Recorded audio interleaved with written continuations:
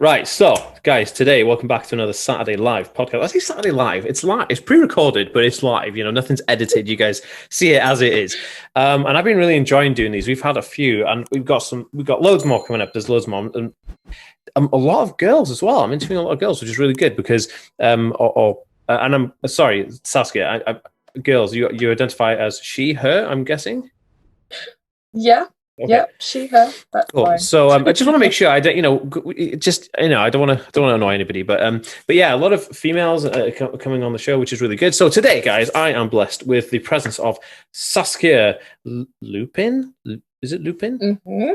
Saskia Yep, Lupin. like Professor Lupin from Harry Potter. Oh yeah, yeah, zing! I like it. I like it. And I know Saskia because I was doing a reaction video to what the campaign was called. Too much information, was it? Too much information, yeah. By the National Autistic Society, and Saskia, the lovely Saskia, was the actor, the main actor in that. So, do you want to introduce yourself and let us know like, who you are, what you do, and all that kind of jazz? Yeah. So, yeah, my name's Saskia Lupin, and I am an actress based in Brighton in the UK. And yeah, a few years ago, I got a call from my lovely lecturer I had in university. Well, it was a theatre school called Rose Bruford College. And he knew about my autism, and then he heard about this audition from the National Autistic Society. And up until that point, I didn't really think about my autism. I was very much in the deep end and didn't think much of it. But then I went to this audition.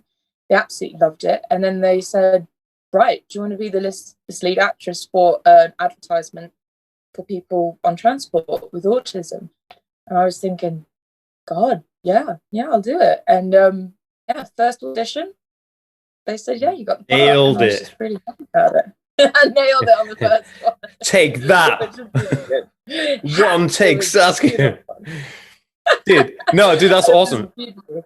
What? So just so for people listening and watching, you talk about your autism. Can you explain a bit what your diagnosis is? Do you have comorbid conditions? Just show us a bit of that. Like, talk about that.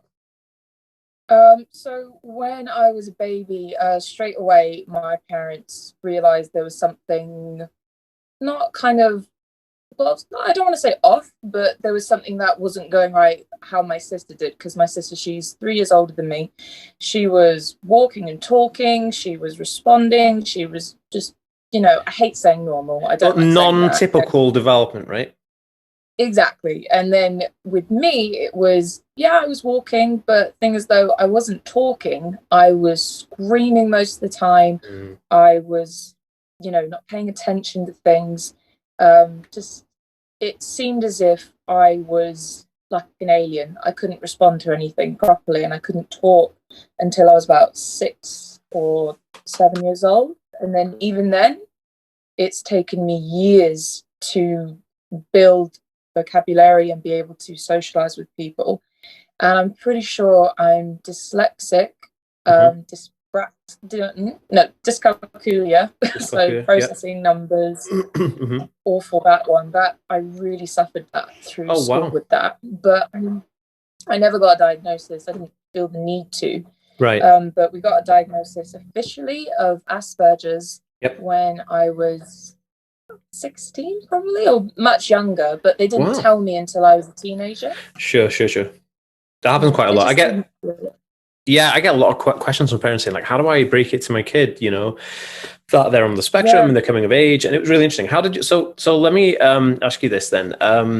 How did your parents tell you, like, what was the process? Because this may be really, for anybody listening and mums and dads watching this as well, it may be really valuable for them. Like, how did they tell you? How did they tell your kid that they're on the spectrum?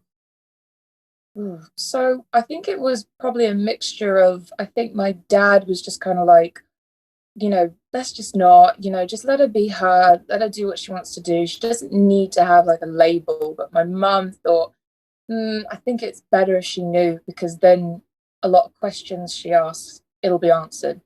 And then my mum sat me down and just kind of went, well, you're Aspergic, right? Or it was like around that. It was just trying to explain it to me. She would say things like, well, you don't see the world like everybody else does. You see things differently. And it did answer a lot of questions for me. I thought, oh God, am I a freak? Like, oh God, that answers so many questions of, no, this is part of, I don't want to say a condition, but it just made sense when they explained it to me, what it was. And it explained why school was so hard. I moved school about, God, like 9 times, like through my years. Like, I officially settled down when we moved to Brighton only 10 years ago. And I started going through theatre school. And my mum found it was a great way, and my dad found it was a great way to use theatre in order for me to communicate to people. I was going to say you have like excellent you have excellent communication skills. Like I envy your ability, because sometimes I I have no idea what I'm trying to say, and I say like the wrong words, and like I can't say things normally, and I always get into the habit of just having monotonal kind of like speech pattern, right? So I try my best, and because I'm a performer as well, so I'm a musician. I did a diploma in acting, jazz dance, and all that kind of stuff. But I did music mainly, but I'm in a band as well. So I try, when I'm doing kind of like, front camera facing stuff, I always try to remember that I'm performing. And so I try to put inflections in my voicing, but it's really good. I mean, you speak really well. Dang it. Maybe acting classes need to. Yeah, no, I really recommend it to everyone, especially when you're a kid. Do acting classes, even if you just not even looking for it in a career. I mean, it took me years though to get to the point of now I can sit in a conversation. I mean, it's still masking. I'm still masking, and I will be exhausted when I get home. I don't want to talk to anybody. I will go monotone, and even though I'm not around friends, my mum, she always reminds me, going in monotone, you're talking like a robot, and I'm just like, oh, okay, but I'm tired. And I think, one time I was working somewhere, and this family came up, and a young boy, he had headphones on, knew immediately he was autistic. And the father, I spoke with him, and he recognized me from the advertisement. Oh, wow. And he just went, oh my God, I loved it, what you were doing, and you really are autistic. And I went, yeah. And he's like, I mean, how did you do it? And I just kind of went, well, acting really helped me, or singing or dancing, all sorts of things like that. And it creative outlets, right? Exactly. And I said to him, try and get your son into an improvisation class or just an acting class, anything, and you will start seeing differences in him. Cool. Basically. That's well, hopefully he did. And that's a really interesting concept. I think, like, creativity. So that's the thing. Like, it's really funny, actually. I didn't have any friends. Well, I had one friend. When I was growing up, I had one friend in primary school, which was a dyslexic kid. And me and him really, because I've got dyslexia as well. So we used to like obsess over like airplanes, and like I used to make robots, like Robot Wars. Do you remember that TV show where they used to build robots to fight? Yeah. We used to build those. I was really into electronics and virtual reality when I was a kid, but this was back in the early 90s, and it was like pants, it was rubbish. Yeah. But I used to build these robots with him. But we were slightly different ages. He was a little bit younger than me, so when you go to high school, it kind of gets split up a bit. And anyway, and then so of course back to high school, it was like pressing 0, and then it was like nobody, didn't have any friends.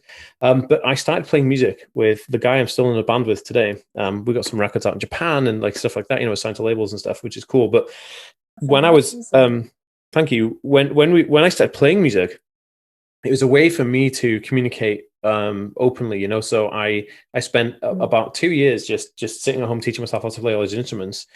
And then when I was, when I like had band members, I joined a band with people playing like pop and rock music. I was able to kind of like gel with them on that level, and I really think it really helped me. Without that creative outlet, I wouldn't have been able to do much. And I think that all people on the spectrum have that, right? Where they have Oh yeah, completely. They say that about people with Tourette's syndrome. When they start singing, suddenly the Tourette's goes, because it's the brain focusing on something that you really like. And it's the same thing with me in acting. So when I'm on stage, or if I'm doing in front of film or even voice acting, you suddenly turn into a different person, or you become the person that you're afraid of being in front of, neurotypical people. But it comes out in a bad way. You know, a good way to explain it. Well, I don't know if it's a good way to explain it. See if you relate to this. Like, I feel like everything, it's like a wave. Like everything's a wave, right? And it's moving like this. And so, like, music is like a wave, and it's moving. So when you start playing music, you jump in on that wave, right? And that wave is, you know, like, that's something completely different. So your life is kind of like, whoa, chaotic, and you got this like cool breezy wave, and then you jump on the wave for a bit when you're doing that creative outlet, right? And I don't know if you get that with acting. And I get it sometimes when I'm memorizing. I love, because I got ADHD as well, so I like doing lots of tasks at once, and I love memorizing things to remember to put over there, and so I just get onto that wave when I'm doing those things. It's really hard to kind of conceptualize, but I, you know what I mean. You know what I mean?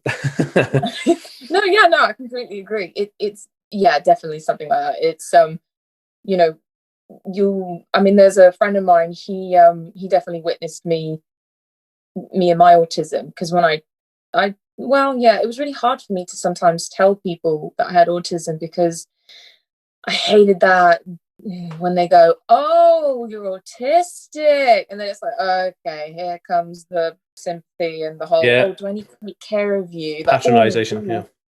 Yeah, but lovely friend of mine, and he was directing a show, and he basically started to notice how I shifted from, so when we weren't acting, when we put the scripts down, I would be internalized. I wouldn't really talk to most people, because the people I was working with I didn't really get along with. Like, again, it was one of those not so nice moments where they didn't understand my autism. So I just kept to myself. But then when I started acting, as soon as he went, "Right, go," he was like, "Wow, I totally get it now." So it's like you suddenly switch on and then you switch off when I don't know. Yeah, it's really hard to explain. Yeah. But it's magical almost when you do something you absolutely love, you know. That's what I mean. Like your brain, you engage with something on like a different level. And that's what I mean by like that wave. You like ride that, like, whoa. And you could be like, it's crazy. Like I could be like super exhausted. I used to play, when I was 16 years old, I was hired in one of the top Elvis Presley tribute bands in the UK. And so I know, crazy, but I just love playing music. So I just did any gig I had, you know, and I was earning £200 a night. It was nuts.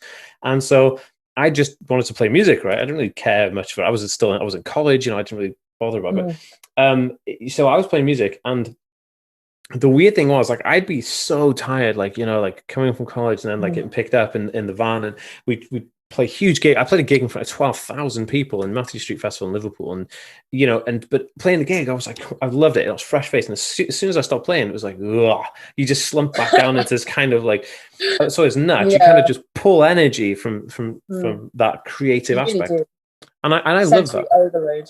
Oh, you know? It was insane. Like, I always try and explain, like, you know, one of my kind of goals, or not goals, but one of the things I always kind of imagine, one of my dream fairy tale ideas, is that I'd love to like kind of take a train to London and go walk down the street and go to a coffee shop and have some tea. But I can never do that. Like I can't do that. You know, those guys, I can't do that, and it makes me really sad. And so the way I explain how it feels like when I'm outside of my home, or if I'm in a city, is like that scene on Beetlejuice where they're dead and they open the door for the house and it's like these sand monsters outside the door trying to get them, and they're like, "Whoa, that's not our house." And that's what it's like. You know, that's the best way of explaining it. That's a really good way of looking at it, actually. It's it's very hard to explain it to people, like how it actually feels. And it's the same thing with when I'm acting, and I think one time I worked with a company and we did a big show at the London Palladium, and that was the biggest audience I've ever performed in front of. Like, this was big theatre. If you don't know, at London Palladium, it's like, it's massive. Like 4 stacks of rows. It was like hundreds of people. And I remember at one point I walked on stage. I was like playing an old man, and I had to dance afterwards. It was a crazy show, and I had one line, and all the senses were there. It was big lights in my eyes. Gosh. It was burning me, and I was just trying so hard. And also, you got hundreds of eyes, or probably thousands of eyes, all looking at you, trying to get you in the eyes. And then try and say something, and it was just like, oh my god. But I just did it. And then as soon as I finished the show, my parents picked me up and I went in the car, and I was like comatose. I couldn't really move. I was just like passed out. But my parents were so proud of me. They were just like, wow, can she do this? And then I Wow. did, got out there, and then I think, yeah, for the first time, 2 years, well, it was after the advertisement, I got asked by a company called In Service from Belgium, and I was a keynote speaker there, where they had an amazing, well, basically, it was just a lovely cinema for all sorts of people with autism, and did different careers. So there were people who were chefs, people who were writers, people who were Wow. all these things. And they had me there, and I had my video going on in the background. It was like 400 people, and I'd never ever done like a speech in front of 400 people. And my sister was there. She came with me to kind of look out for me, and I was freaking out before. And my sister was like going, "Oh my God, are you going to be able to do this?" And I just went, "Yep, I'm going to wing it. I'm going to do it. I'm an actress." So I went into the actress mode, and just, just inhale Meryl Streep, inhale her. Just go on stage. And my sister filmed it, and then she was like crying at the end, because she was just so proud that I managed to hold my own, and not faint. No, that's it. I had a similar experience. So like, obviously I've been doing YouTube for a few years now, and like, we just got 146,000 subscribers on YouTube. We got like 150,000 listeners on the podcast. I got 26,000 on Facebook, and we're growing and growing and growing. But there's just numbers on the screen, right? You just think it's numbers. Now I do talks for the Autism show every year in Manchester and Birmingham. And last year I was supposed to do London as well, but COVID, and then this year probably COVID as well. But anyway, in terms of your experience, normally what happens is I go on the stage and I give this talk, and there's a bunch of people, and they've all got headphones on, and then you've got like a lapel mic, and that's really cool. But in this, so in 2019, which is the last time I did it, because obviously last year was cancelled, I went on stage, and like, there was a lot of people. I mean, like hundreds of people there, and I was like, oh my goodness. And then they all came out, and they used every single piece of headphones, and it was just a bizarre experience. And then afterwards, a couple of people wanted to just say hi and shake my hand and stuff. I was like, okay, cool. I was like, so if you guys want to, say hi to me, I'll be over by the National Autistic Society booth in a minute. Cool. And this was in Birmingham, the NEC, right? Massive conference. So I come off stage, and I'm like seeing all these people walking like my way, and I thought, God, what is going on? Like, I must be the break. Like, I must have finished, and there's a break. Everyone's going to get some tea and some biscuits or whatever. And then so I stood there, and this huge line of hundreds of people just started queuing up to speak to me, and I was like, oh my goodness. Like, and I didn't anticipate for it. So I had a few seconds of like, okay, let's get it together. And then what I did is I just went through every single person. I gave everyone my time, because and it was the first time I'd actually visually seen the people who watch my channel and listen to my like podcasts and stuff like that in real life. And it was nuts. And I remember after getting through, it took me about an hour and a half or whatever to get through like 200 people or whatever. And then after that, I was just like, I was so exhausted. I was like, oh my God, I just like collapsed in the car, like, oh my goodness. And so the weekend after, I was in Manchester, and so the National Autistic Society and my friend Connor helped kind of like arrange something a bit more, like, so we had an orderly manner to the queue, and then they gave me water, and they were looking after me, and it was a lot better. But that unexpected rush of all those people wanting your attention is just unreal. Overwhelming. But it's amazing though, and you've got to remember that, like, you started this, and it is that I loved it, like, so but it was just no, exactly. And I loved I love every single person I meet. Like, I always say to people as well, like, if you recognize me or you see me, come up to me and say hello. I love it, because I always feel like time is the ultimate currency, and I'd love to donate my time to people, because that shows love, you know what I mean? So I always encourage people to say hi, because I will always donate my time. So in terms of that, like, I get it, but I feel like that unexpected kind of like, I wasn't anticipating it, and that change in what I was expecting was quite overwhelming. But it's okay.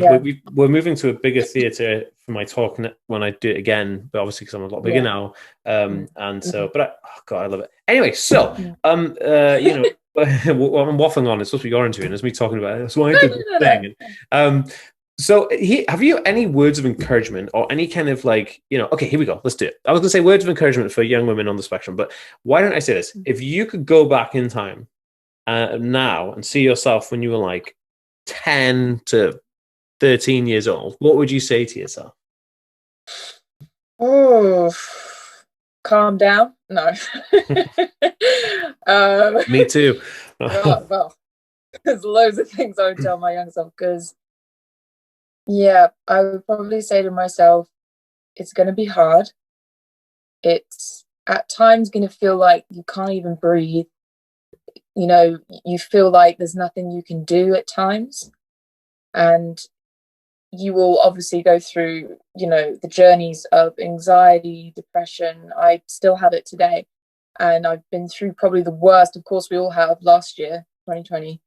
And it's still tough. But as a kid, it was more tough for myself.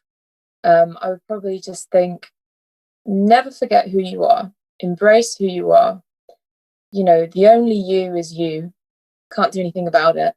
You know, understand what you need to do in order to make yourself feel comfortable with people, making them feel comfortable and you feel comfortable. It's like a both way thing, you know. So when you want to speak to someone, instead of you going, oh, I'm autistic, blah blah blah blah, you know, sometimes it's best to just understand what they want to say to you and what you need to say back, if you catch my drift. It's totally, because it's like spending ages with the acting, and also I went on online classes and I learned about body language, facial expressions. Wow. So, and if it does get to the point of you really don't know, I mean, it doesn't hurt just to go, hey, I don't sorry, know. can you explain that? Sorry, can you explain that for me, please? Excellent. And then if they question it, then you just go, oh yeah, well, I'm autistic. So perfect advice. You know. I think that's great. I think that's advice everyone could use, and I think you said it very elegantly. Also, I noticed your National Autistic Society pin on your lapel. Yeah, I have one of those too. It would be very nice to wear that. Yeah, I just can't find mine because I don't know. I'm the most unorganized person in the world. Well, my girlfriend organizes everything for me because I'm just terrible. I don't know if you guys, you know, are listening, and you yourself, Saskia, like, I don't know if you have issues with like organization. Oh goodness me, I'm terrible. Yeah. Well, no, I think my mum has taught me how to be kind of OCD like. So yeah, there are times where I can be very clean and obviously very organized, but then of course when anxiety and depression gets in, I can be takes its back seat. Well, you know, the funny thing is, like, I have OCD as well, but my OCD has nothing to do with like cleaning and like washing my hands and stuff. Kind of. But my OCD is like I have to like count in a certain way when I wash my hands. I'm actually doing this thing where like a therapy for OCD to kind of overcome it, because it started ruining my life. You know, like I was late for things because I'm having to put a tea towel on the side like a certain way. Like, anyway, but yeah, OCD, it's really funny. Like, everyone has different versions of OCD, and I just find it just fascinating. Maybe I should do more on OCD. I don't know, but yeah, it's crazy. But anything you would, anything you want to kind of air before we wrap this up? Anything you feel is valuable and we haven't covered, or me just waffling on at you for ages? I'm sorry. No, not waffling at all. Don't worry. I mean, that's what we do, don't we? Sometimes we waffle, but people just have to understand that. And I really think it's, if you know, if you're a parent, you know, my parents weren't really sure what to do, but they did the best they can. And obviously, I wouldn't be here without my parents. They're absolutely amazing. And my sister, awesome. My God, my sister is my rock. She now is actually helping a lot of people right now who have autism, and well, all sorts of people, different mentalities, you know, mental disabilities. And she did tell me that there is a difference between male in autism and female in autism. And you know, I can understand a lot of girls kind of say, oh God, no one really notices that we have autism, because they look past our femininity, or I don't know what they say. And that can be really frustrating. So because when I was a kid, a lot of teachers just thought I was a bad kid. They thought I was disobedient, or I was called on occasions retarded. So, you know, instead of that, I just basically, I proved them wrong. You know, I proved some parts of people I knew and some parts of my family who didn't think I'd get past uni, and I did. So I spent hours learning facial expressions, body languages, being 100% into acting and even singing and voice. And I do prove people wrong sometimes, you know, and people do say to me, oh, I didn't know you're autistic. And it's like, well, I made you believe, didn't I? So, hire me for the next job. Yeah. So okay. So can the audience listening and watching, can they catch you in anything coming up? Have you got any kind of like anything in the works? I know it's a bit difficult for actors because like everything's shut down right now, right? But it is shut down, and it really sucks. I mean, I was going to be in a theatrical production in called The Minotaur, a Greek play. Oh, Greek. Wow. Hey. And but that's unable to happen, which is really unfortunate. And I'm personally not able to do it because personal issues. Sure. But I was going to be in. I did do a table read for a lead show, but unfortunately, I got replaced for that. But it was an amazing experience. And Randy, sorry, give me a second. Randy, come here. Give me a second. You found something. Come here. Silly sausage, right? Oh, hello. Hold on. Goodness me. Okay, sorry. I am back. I'm sorry, everybody who has to hear my dog go crazy and try to like the door. This is Randall, by the way. He's just. Oh, hello, Randall. See, my dog is the opposite. He doesn't bark. Very weird. That's really weird. I don't know why. The Jack Russells are just so yappy. Oh, they're the best. Oh, we're saying, Randy, goodness me. Hold on, come here. Yeah, we're going to get a black lab actually when we're going to buy a house in the next year. We're going to buy a black lab, but I don't know how this. But Randy's like 12, so he's like super old. So anyway, sorry. Yeah, so you're going to be in this production, and then you can't do it because of personal reasons and COVID and everything else in the world is just going wrong right now. Yeah, there was a TV series, and I was doing the table read for the lead show, and it was to do with autism. But I was replaced, which is it's unfortunate, but I was so happy to be considered to do the table read. It was an amazing experience. Sure. And I've got an amazing manager now from LA and an agent from LA, which is great. And I'm working hard to get a UK agent. And obviously there's no rush right now to do work because obviously COVID, is the main thing right now. Yeah, it's definitely like stunted most industries, right? It's nuts. Apart from YouTube. Yeah. YouTube's booming. Yeah, well, I don't know. I might possibly grow my YouTube channel, but it may be voice work, singing. I'm not entirely sure, but I'm working on something. Yeah. Well, I think, there's so much room for people on YouTube. I mean, if you're going to do it. But in terms of the other stuff, just keep going at it, dude. Like, you're killing it right now. The advert was great. I reviewed it. I thought it was awesome. Like it was really well done. It was the first time I think I seen something from the National Autistic Society. It was really like, whoa, because they'd all done these like cartoony type of ones before. And so this one was a proper good. But the company that did it were fantastic. Director was fantastic. Everyone was amazing. And it was just, God, I wish that was a series. You know what I mean? I wish that went on longer. That would be cool. Yeah. And I was just so glad that a lot of people loved it. And I got some people wanted to contact me and even want to know about me, and it did get to the point where I had to get off Facebook. I couldn't do it. There was so many people that wanted to know. Yeah, but let's get like that. Yeah, but I mean, like, you signed up for it. I still do like to obviously motivate people at the same time as being an actress, because obviously, before I didn't really think about myself and my autism, but now seeing it that it's motivated other people, and it's motivated like parents and all sorts, and it just kind of embraces what you have. It's like a curse and it's a gift at the same time. I think that's life, isn't it? Life in general. Yes, you can look at it in the same way as life. It's hard, but life can be hard, yeah, dude. And it's funny because everyone's always searching for this. Like everyone says, what's the meaning of life? What's the meaning of life? And it's very simple. The meaning of life is just to give life meaning, and just do that. It is what it's in the question. But Saskia, look, thank you so much for coming on. You've been an absolute gem. And I think we should do it again, because I could talk to you for hours about everything. So maybe we could do another episode, and that'd be super cool. I would love that. Thank you so much for having me. Oh, you're welcome.